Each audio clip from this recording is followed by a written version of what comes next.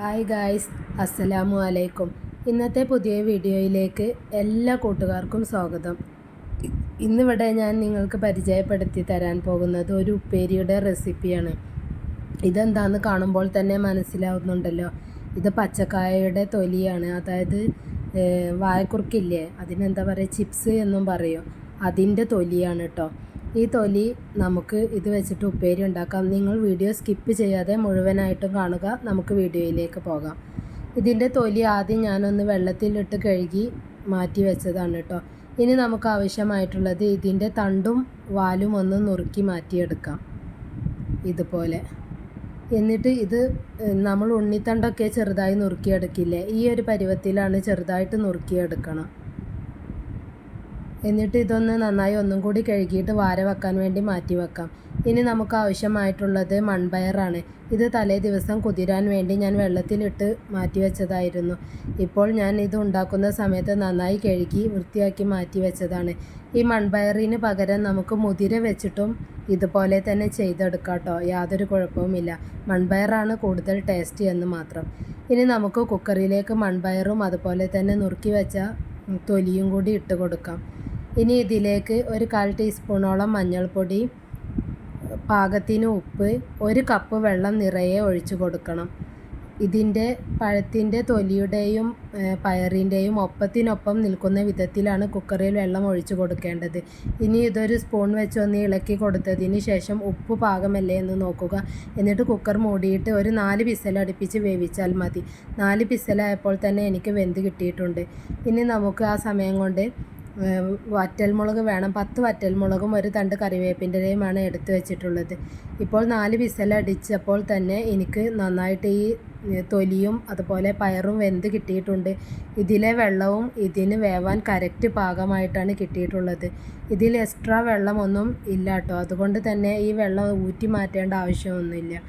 വെള്ളം തീരെ ഇല്ല. ഇപ്പോൾ നന്നായിട്ട് വെന്ത് വന്നിട്ടുണ്ട്. നമുക്ക് ഇതിങ്ങനെ എടുത്ത് നെക്കി നോക്കിയാൽ അല്ലെങ്കിൽ വായിലിട്ട് നോക്കിയാൽ തന്നെ മനസ്സിലാകും. ഇനി നമുക്ക് ഇത് വറവിടാം. അതിനായിട്ടൊരു പാൻ വെച്ച് ചൂടാക്കിയതിന് ശേഷം ഇതിലേക്ക് വെളിച്ചെണ്ണ തന്നെ ഒഴിച്ചു കൊടുക്കണം. ഒരു 2 ടേബിൾ സ്പൂണോളം വെളിച്ചെണ്ണ ഒഴിച്ചു കൊടുത്ത് വെളിച്ചെണ്ണ ഒന്ന് ചൂടായതിന് ശേഷം 1 ടേബിൾ സ്പൂണോളം കടുക് ഇട്ടിട്ട് ഒന്ന് പൊട്ടിച്ചെടുക്കാം. എന്നിട്ട് ഇനി ഇതിലേക്ക് വറ്റൽമുളകും കറിവേപ്പിൻ്റെ ഇലയും ഇട്ട് നന്നായിട്ടൊന്ന് വറുത്തെടുക്കണം. വറ്റൽമുളക് വേണമെന്നുണ്ടെങ്കിൽ നമുക്ക് അമ്മിയിലിട്ടൊന്ന് കുത്തി ചതുക്കിയിട്ട് അങ്ങനെയും ഇട്ട് കൊടുക്കാം കേട്ടോ. അതിൻ്റെ എരിവൊക്കെ ഇതിലേക്ക് പിടിക്കുമ്പോൾ നല്ല ടേസ്റ്റ് ആയിരിക്കും. ഇനിയിപ്പോൾ ഇത് നന്നായിട്ടൊന്ന് ഇളക്കി കൊടുത്ത് കളർ മാറുന്ന സമയത്ത് നമുക്ക് ഇനി തീ ഓഫ് ചെയ്ത് ഇത് ആ തൊലി വെന്തില്ലേ അതിലേക്ക് ഒഴിച്ചു കൊടുക്കാം. പിന്നെ വെളിച്ചെണ്ണ തന്നെയാണ് ഈ ഉപ്പേരിക്ക് കൂടുതൽ ടേസ്റ്റ്. മറ്റ് ഓയിലോ അങ്ങനെയുള്ളതിലൊന്നും ഉണ്ടാക്കരുത്. ഇനി ഇത് എല്ലാം കൂടി നന്നായിട്ടൊന്ന് മിക്സാക്കി എടുക്കണം. പിന്നെ ഞാൻ എല്ലാ വീഡിയോയിലും പറയുന്നത് പോലെ തന്നെ എന്ത് സാധനം ഉണ്ടാക്കിയാലും ഇങ്ങനെ ഇത് ഇളക്കി കൊടുത്തതിന് ശേഷം ഒരു 5 മിനിറ്റെങ്കിലും മൂടി വെക്കണം. അതിൻ്റെ സ്മെല്ലൊക്കെ ഒന്ന് പിടിച്ച് കിട്ടാൻ വേണ്ടിയാണ്.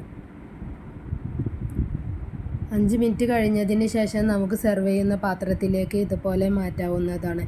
വളരെ ടേസ്റ്റി ആയിട്ടുള്ള പച്ചക്കായയുടെ തൊലി ഉപ്പേരി വെക്കുന്ന റെസിപ്പിയാണ് ഇപ്പോൾ ഞാൻ നിങ്ങൾക്ക് കാണിച്ചു തന്നത്. നല്ല ടേസ്റ്റാണ് കേട്ടോ ഇത് കഴിക്കാൻ. നമ്മൾ വെറുതെ ഈ തൊലി വെറുതെ വലിച്ചെറിയാറാണല്ലോ പതിവ്. പക്ഷെ അങ്ങനെ ഇനി ചെയ്യരുത്. ഈ തൊലി കിട്ടിക്കഴിഞ്ഞാൽ ഇതുപോലെ ചെയ്ത് നോക്കിയാൽ തീർച്ചയായും എല്ലാവർക്കും ഇഷ്ടമാകും. കുട്ടികൾക്കാണെങ്കിലും സ്കൂളിലേക്കൊക്കെ ഇതുപോലെ കൊടുത്തയക്കാം. നല്ല ടേസ്റ്റാണ്. എല്ലാവരും ഇതൊന്ന് ട്രൈ ചെയ്ത് നോക്കണം. എൻ്റെ വീഡിയോ ആദ്യമായിട്ട് കാണുന്ന കൂട്ടുകാരുണ്ടെങ്കിൽ നിങ്ങൾക്ക് എൻ്റെ വീഡിയോ ഇഷ്ടമായിട്ടുണ്ടെങ്കിൽ പ്ലീസ് ഒന്ന് സബ്സ്ക്രൈബ് ചെയ്ത് സപ്പോർട്ട് ചെയ്യണം. പിന്നെ ആ അടുത്തുള്ള ഓൾ ബട്ടണും കൂടി ഒന്ന് നെക്കി കൊടുക്കുകയാണെങ്കിൽ ഞാനിടുന്ന പുതിയ പുതിയ വീഡിയോസിൻ്റെ നോട്ടിഫിക്കേഷൻ നിങ്ങൾക്ക് കിട്ടിക്കൊണ്ടേയിരിക്കും. പിന്നെ ലൈക്കും ഷെയറും കമൻറ്റും ചെയ്യാനും മറന്നു പോകരുത്. അപ്പോൾ എല്ലാവർക്കും എൻ്റെ വീഡിയോ ഇഷ്ടമായിട്ടുണ്ടാവണമെന്ന് ഞാൻ കരുതുന്നു. പിന്നെ ഇതെല്ലാവരും ഉണ്ടാക്കി നോക്കിയിട്ട് കമൻ്റ് അറിയിക്കുക.